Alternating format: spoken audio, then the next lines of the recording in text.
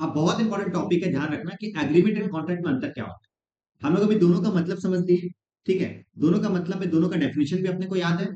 अब उसमें अंतर यदि एग्जाम में आएगा 5 मार्क्स का, तो कैसे लिखेंगे देखना है।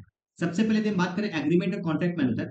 सबसे पहला, एग्रीमेंट का डेफिनेशन दिया गया सेक्शन में 2E में, और कॉन्ट्रैक्ट का डेफिनेशन 2H में। ओके, इसका डेफिनेशन लिख देना दोनों का। पहला डेफिनेशन में, एग्रीमेंट के डेफिनेशन में क्या लिखोगे बताओ। एन एग्रीमेंट, एग्रीमेंट का डेफिनेशन, अ प्रॉमिस और a set of promise forming the consideration for each other is known as what, agreement. Contract का डेफिनेशन में क्या लिखोगे, an agreement enforceable by law. दो डेफिनेशन आराम से लिख लोगे, ठीक है। नेक्स्ट, इसके अंदर में लीगल और सोशल दोनों आता है, मतलब कि मेरे और मेरे पापा के बीच में जो बात हुआ था वो भी एग्रीमेंट है, और यदि पार्टनरशिप वाला जो एग्रीमेंट है वो भी एग्रीमेंट है। बट यहाँ पे सिर्फ सिर्फ वही लेंगे जो कि केस में केस कर सकते हैं, मतलब लीगल एग्रीमेंट ही को हम लोग क्या बोलेंगे, कॉन्ट्रैक्ट। नेक्स्ट, हम बोल सकते हैं it may create a legal obligation. हम बोल सकते हैं कि agreements may not create a legal obligation. मतलब एक बात बताओ, मेरे और मेरे पापा के बीच में जो बातचीत हुआ था, मेरे पापा मेरे को प्रॉमिस किया कि तुम यदि ये पास कर लेगा तो तुमको हम 50,000 देंगे, क्या इसमें लीगल रिलेशनशिप क्रिएट हुआ हमारा? नहीं।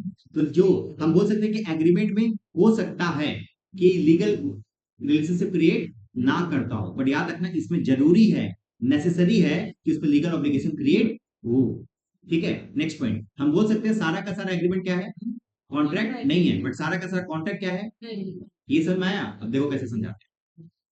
All the contracts are not agreement, गलत गलत गलत। All the contracts are agreement, but all the agreement are not contract. यहाँ पे नॉट नहीं, हाँ क्या बताया तुमको, सारा का सारा एग्रीमेंट क्या है, कॉन्ट्रैक्ट नहीं होता, बट सारा का सारा कॉन्ट्रैक्ट क्या होता है, एग्रीमेंट होता है। कैसे समझाए देखो, तुमको पता होगा एग्रीमेंट का एग्रीमेंट में दो चीज, कॉन्ट्रैक्ट में दो चीज होता है, एग्रीमेंट होना चाहिए प्लस लीगल ऑब्लिगेशन होना चाहिए, यही ना।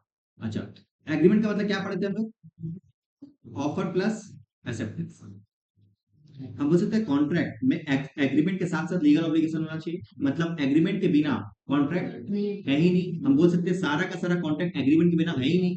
हम बोल सकते हैं all the agreements are, all the contracts are agreements. सही बोल रहे हैं।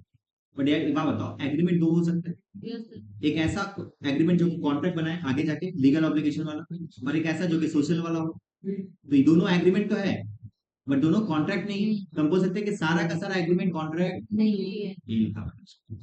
क्लियर है?